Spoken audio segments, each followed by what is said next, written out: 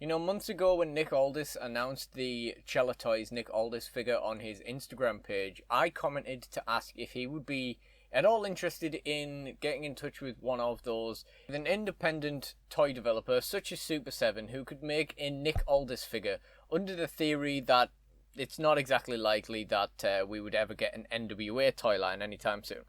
His simple response was, "Don't be so sure."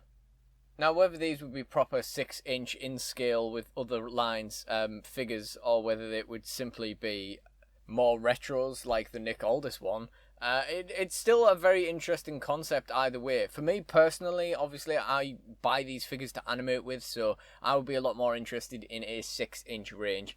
So I'm going to book this set, NWA Powerr Season 1, as if it was that kind of figure. Okay, so first of all, we are sticking with the dynamic of it being a 6-figure set. This is going to feature a tag team, and because of the fact that I am not actually employed by the figure manufacturer that would theoretically be making this, I can be as generous with the titles as I choose to be, rather than creating this scarcity or anything like that, and releasing them very, very slowly and few and far between like they're doing with the AEW line. So as I say, I first came up with the idea of doing this video where I speculated on what would be in a theoretical NWA figure set a few months ago, and the entire landscape of NWA has changed completely since then, so the set is completely different to what I would have said at that time. However, there are so few people working there nowadays that it does make the set really easy to narrow down. So the first thing I want to talk about is the tag team that I would put in the set. For me personally, this would have to be Rock and Roll Express.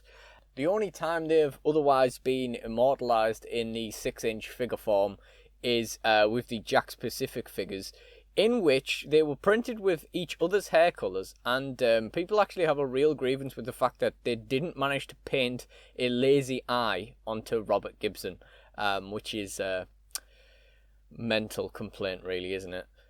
Despite these two finicky little details, figure collectors still shell out quite a lot for the Rock and Roll Express, and obviously as massive legends of the sport, they really do just deserve to be immortalised in figure form. Here I would give them the NWA Tag Team titles as well. For these figures, I'd simply have them in the blue gear that they won the NWA World Tag Team titles with, by defeating the Wildcards to become 5-time NWA World Tag Team Champions. I don't personally think that any more thought really needs to go into that particular choice. I literally think it explains itself why I would put those in the set. The next thing I would consider is a women's champion. This would the obvious choice here would be Thunder Rosa. It would be incredible to get her in an action figure. I'm sure AEW probably have her in the pipeline somewhere, but might be quite low down. I shouldn't imagine it's particularly high. It would be incredibly cool to get Rosa in this set. With the white strap women's title as well. That would be absolutely cool.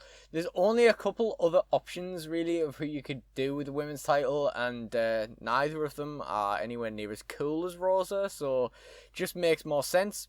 Plus, Rosa is the only one that actually still is signed with the NWA. I have no idea if Serena Deeb even has any official affiliation with the NWA apart from holding their title in AEW. I literally don't have any idea, but you know, the only other option would be Allysin Kay. She's left, so that just wouldn't make any sense.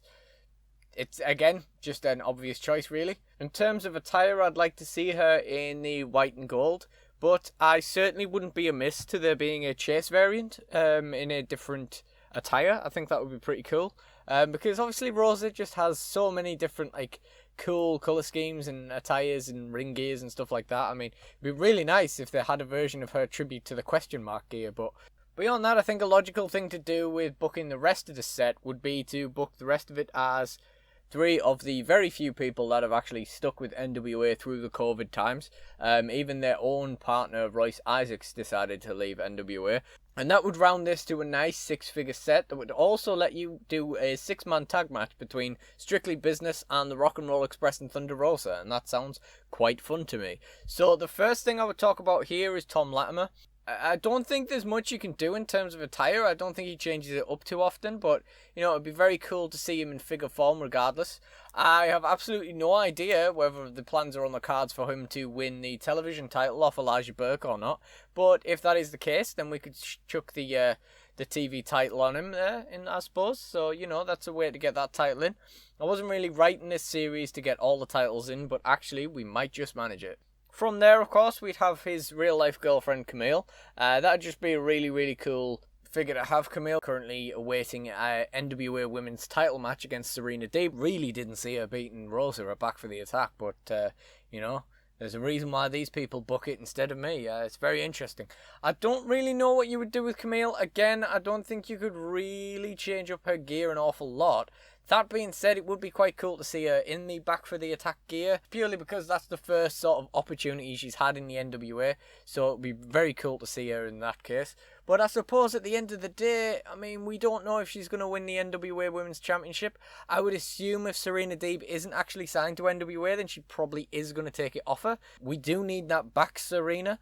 Pretty cheeky of you to steal it in the first place, you bitch. So you could always put her in the gear of whatever she wears when she fights Serena Deeb for the women's title, I suppose. And that brings us finally to the last figure in the set, which would be the most obvious figure in the set, which could literally be the only figure in the set, and I would probably be relatively satisfied with that. And that is our Nickaldous figure, with the £10 of gold Good Charlotte, obviously. For me personally, the basic figure needs to be in the black trunks with the gold National Treasure writing. Get his jacket involved as well. Get him fully decked out and all this gear.